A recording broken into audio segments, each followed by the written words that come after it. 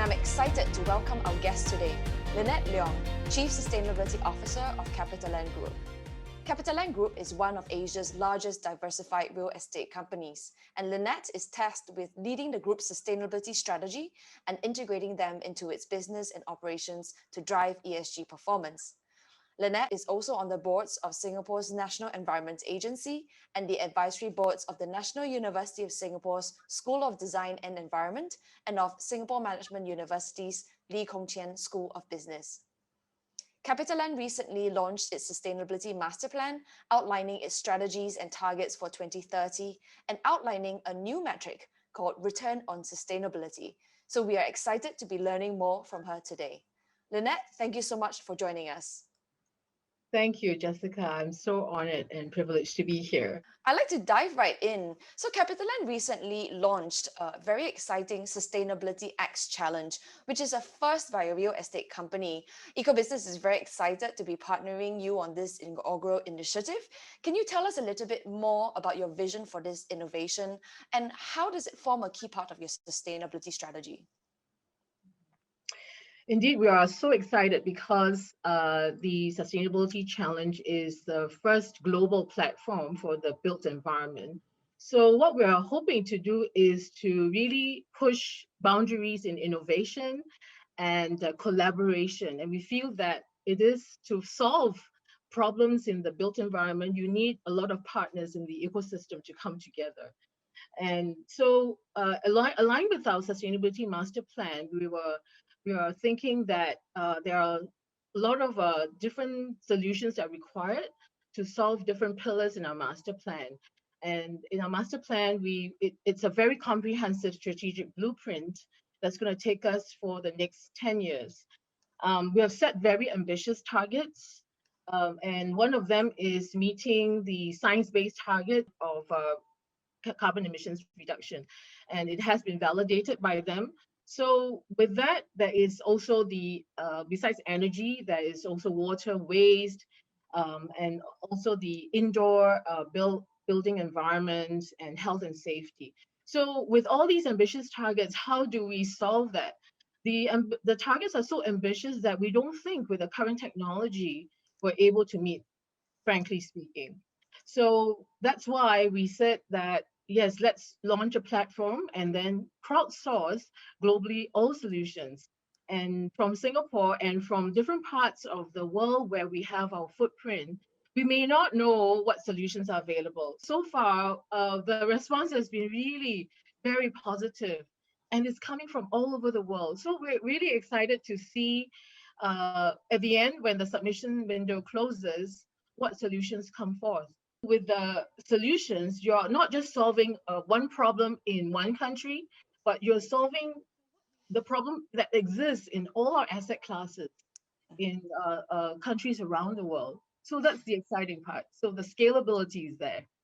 Absolutely. I think if I was a prospective startup or a company, the application of our ideas into, CapitaLand's huge footprint all over the world would be a very exciting prospect. Can you share with us, some specific examples of how you see them being applied across all your asset classes? Are there specific ideas that you think are particularly relevant for you, and how are they going to help you reach your sustainability targets? So one of the key targets is clearly about reducing carbon emissions, aligned with the science-based targets initiative. And so we are targeting well below 2 degrees centigrade scenario. And to do that, we will have to clearly reduce energy consumption. But in a lot of our assets around the world, we are constrained by many factors. One of them is space. The other is that maybe weather conditions do not allow us to reduce or incorporate renewable energy. So, and then the third is that we want to ensure that our tenants or the occupiers of the building continue to have thermal comfort. So we can reduce, like for example, in Singapore, you can reduce energy and increase your temperature to 27 degrees, but it's unbearably hot. So we need to make sure that our occupiers are still comfortable in that environment. So how do we do it? if we can just broaden the picture a little bit, because the Sustainability X challenge is obviously just one piece of your sustainability master plan. And I've read it and it's super comprehensive. What was your journey like, when you went about target setting and setting out such a strategy? What are some of your biggest challenges and pain points? So, CapitaLand has been on a sustainability journey for the past 20 years. And the journey has been pretty, I think, is progressive. We had set targets before, but this time round, for the next 10 years, we feel that we need to do a lot more. So the advantage we have is we've got a very firm foundation, and here is about catapulting from this platform. And in the next 10 years, we want to be able to not just look at the environmental aspect. I think sustainability is about ESG, the environment, social, and governance. So in the targets we've set, we've covered every possible area. So environment is about lowering carbon emissions, transiting to a low carbon model, and taking care of our water consumption, making sure that our properties are not exposed unduly to flood risk, and then to incorporate circular economy to our practices. In addition to that, on the social side, is about taking care of the health and safety of the occupiers and our human capital as well, upgrading the skill set. And one very important thing is about our customers. We want to ensure that our customers are also coming alongside with us on the sustainability journey. And last but not the least is the supply chain. How do we ensure that down the line, downstream, the sustainability is ensured through the ensuring that our suppliers adhere to our code of conduct and are certified. We've got investors that are also looking at the financial aspect. So we do not neglect that. So while doing all these, we believe that it should improve the commercial viability of our projects, of our business as well. But I think a lot of talk is around that, but how do we measure? That's why we've come up with a metric called return on sustainability. I have to admit that it is a work in progress. I think a lot of different countries are trying to come up with something like that, but I think we don't have the formula, but to my mind, we have already started measuring. For the past 12 years, we have got a storehouse of data. So one of the important aspects is how, by having reduced our utilities consumption, we have achieved a lot of savings. And our statistics, our data shows that we have achieved about 11% of our operating expenses by having reduced energy consumption and water consumption. So with that is will be a variable to our equation to return sustainability. The other is possibly if we are able to have our assets more sustainable, our risk should fall, and therefore the insurance premium hopefully will also drop. So that's another savings. And then the other third one is, which we have already experienced, is that through sustainable finance, a few of our sustainability linked loans are pegged to our sustainability performance. And we have achieved certain criteria, and therefore we have also seen a reduction in our interest rate. So that is a very tangible saving to us. So if you add all these different variables, then you get the tangible savings. But of course, we're also trying to see what other forms of value we can compute from there. It may not be monetary because we are catering to multiple stakeholders, and different stakeholders look at value in different ways. So that's why we're trying to see, what is the best way to portray the return on sustainability. That's super fascinating to hear. Actually, you're right, because the value of many companies now, even if you look at the S&P 500, it's actually in the intangibles, right? In the ESG performance, as well as the goodwill and the relationships that they've built with their stakeholders. So it's really exciting to hear how CapitaLand is measuring its value, in such a broad term. And I think one of the thing as well is that ESG, there used to be this misperception that if you were investing in ESG performance, that it'd be costly, and that you would be sacrificing a return. But as it has been borne out with the real estate companies, with your sustainability linked loans, as well as your lower premiums, that actually ESG performance makes business sense. So actually, that's a really interesting point that you flashed out for our listeners, and that's really exciting. I'm just going to ask you about this very highly competitive landscape. Obviously, CapitaLand is a very well-known, listed real estate company here, and every year the Dow Jones Sustainability Index selects specific companies to be on it. And you have been on it for many years. It's highly competitive. What is your secret to staying on this index?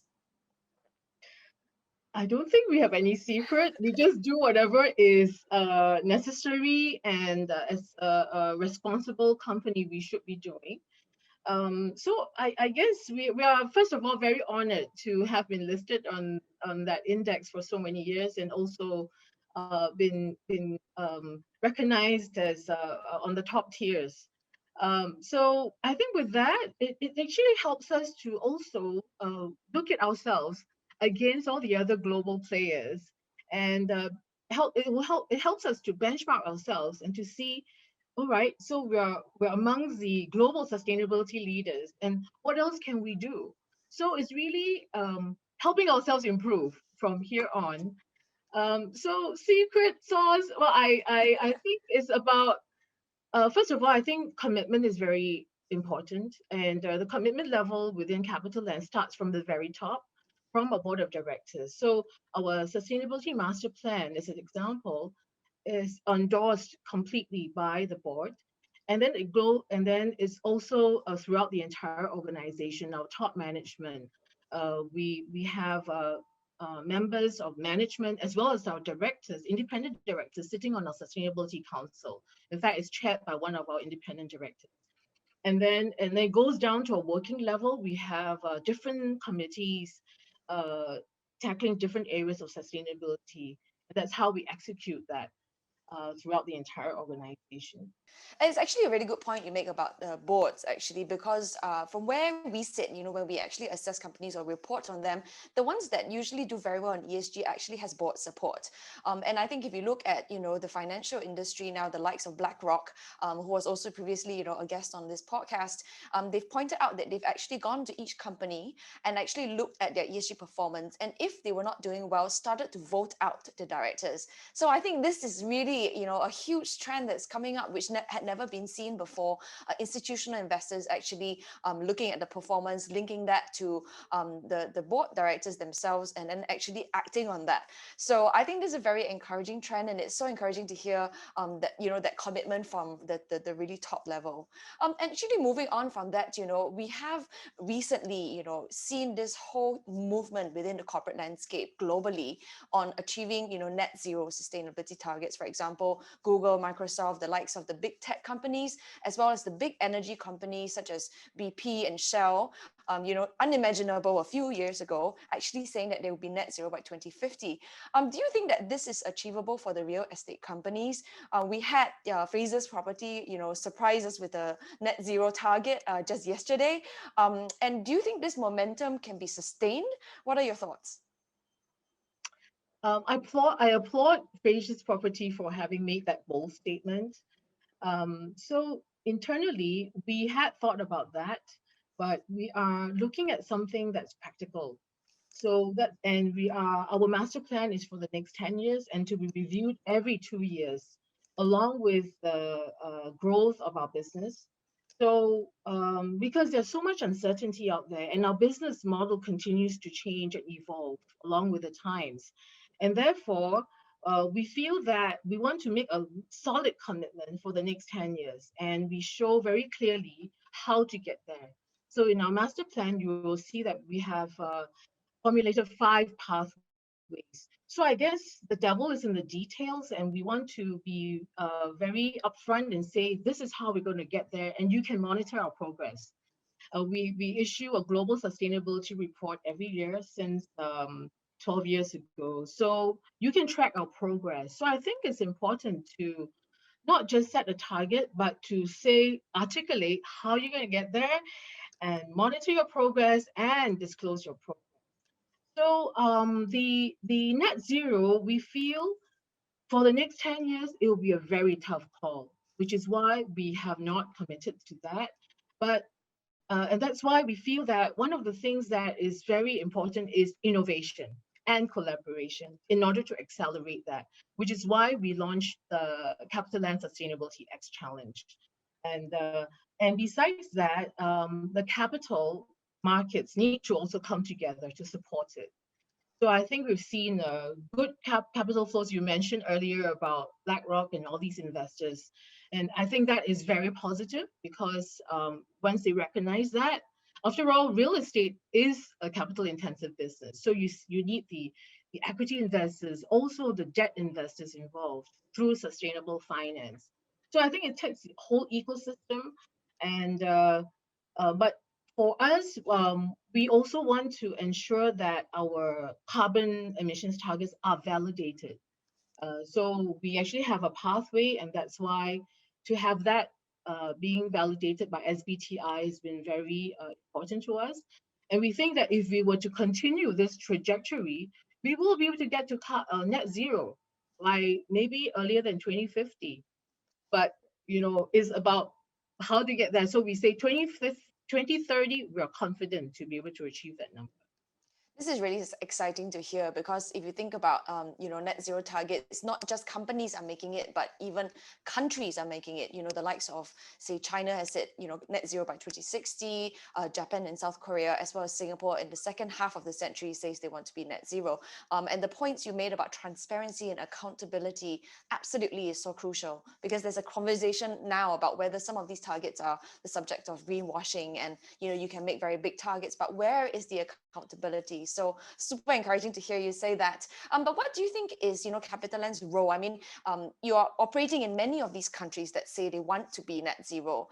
Does government policy and corporate policy then have to be aligned? How do you approach that? I'm actually super excited about all these commitments made by the country because I think it takes that leadership level to flow through, and then it will also help in many areas. For example, in China, we are already seeing the advancement in technology in different areas. And so with the government making that commitment in net zero, we expect there to be even more innovation coming into the sustainability space. So in the countries that we are operating in, many of them have already declared net zero. So we are hoping that with that, the community and partners in the ecosystem can also help the government to uh, operationalize some of these targets because we all have practical problems to solve, and if we can meet and we can help them understand, and then they can also then put in place certain policies, or better still, grants, government grants, financing. It may not have to be a lot, but it is really having that catalyst to spark off the commitments by different players in the ecosystem. Absolutely. I think you make a very good point about how the governments have a role to create the right environments, and therefore that policies then encourage, innovation as well as private sector commitments. So very, exciting to see China, as you have mentioned, also for example, electrifying their transport fleet, and giving lots of incentives for people to take up electric vehicles. So I'm very excited to see the developments in the Chinese cities. But moving on from the role of government, well, let's talk a little bit about the huge crisis, obviously, that engulfed the world, because of COVID-19. Many of them are still, grappling with the public response to COVID-19. To what extent has COVID-19 impacted CapitaLand's business and your ESG strategy? Certainly, COVID-19 has upended a lot of businesses and given an unprecedented reset to human activities. So in CapitaLand's case, we have been affected. Of course, digitalization is a very important area, and it's upgrading the digital skill set of our entire staff force, and we have committed more than $5 million towards this area to ensure that everyone is future ready, or future adaptive. I would prefer to use the word future adaptive.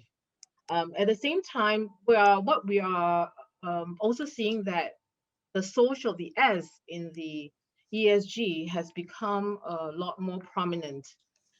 So during the crisis, we have actually funneled a lot of our uh, uh, budget towards helping the community, helping our tenants, and also helping suppliers, staff as well, to thrive during this period. Touching on the aspect of ESG, COVID-19 had obviously, also exposed some vulnerabilities in, human society. And the migrant workers issue, for example, is, one of the issues that came up. And you talked about supply chain management. I just wondered, to what extent can you influence the supply chain and your contractors and subcontractors to kind of look after the issues that address, migrant worker welfare? Because it was such a big issue during COVID-19 here In Singapore. in Yeah, Singapore, yes. that's right. Well, this was, in fact, we already have a code of conduct where our suppliers, if they want a contract from us, they need to adhere to. And that code of conduct addresses issues like child labor, no forced labor. We do not prescribe exactly how the suppliers need to treat their workers, but all these are they're broad enough and flexible enough for them to implement. But you can see that where the objectives are. So with the migrant worker issue in Singapore, I think it's already highlighted a lot of maybe improvements that still need to be made. So we are trying to do that as well. So as an example, we in many of our properties we do provide like rest areas for our contractors to go to. However, some of these built properties have space constraints, and we're unable to do that. So we're now looking more into those areas, and I think it's about different touch points and what we can do. That's really interesting to hear. And I think, COVID-19 will continue to dominate us in 2021, but hopefully we can respond a little bit better having been through it last year. On a more personal note, Lynette, you've shifted to sustainability amid a long career in real estate. So if we can just share with our listeners, what motivates you about your current role? What inspires you and your team? And, how much have things changed ever since you started your career? Well, I'm very gratified to have been given this role to play. Personally, I feel that uh, the resources that are given to us on Earth are limited, and as human beings, we have a responsibility in being good stewards of the resources, and that will be able to help to extend the life and longevity of anything that we do. So in order for the businesses to thrive, we also need to ensure that we take care of our resources. And the resources are not just the energy, waterways, but also the human resources and the financial resources. So I think having the background in real estate and also having worked in many parts of the world, it has given me a very good understanding of how I can possibly help the company to thrive by integrating sustainability. And I think that there are a lot of opportunities for us to create value, as I've mentioned earlier. So I think it's really having understood running a business and looking from the financial aspect, and then now bringing in the other ESG aspects into it and combining everything to ensure that there is continued sustainability. Wonderful. I think that's something that everyone looks for in a career. So it's really, really great to hear your journey. As we, wrap up this podcast and think about the year ahead in 2021, what would you say would be your wish for the year ahead? What would you like to get out of this year ahead of us? Mm.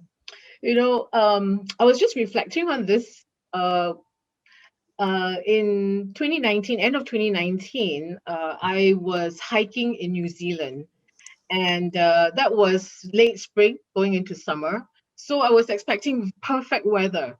However, I was really surprised that the mountains were still covered with snow. Many mountains, not all of them, covered with snow. So during our hike, there were landslides and there were major floods, very unusual floods, and that actually put a lot of obstacle. In fact, we were evacuated by helicopter twice Okay. because of all these constraints put in. And so it was really eye-opening for me, and that's really a wake-up call to me. And it was I felt that it was only a small glimpse of what could come uh, for climate change being an existential threat.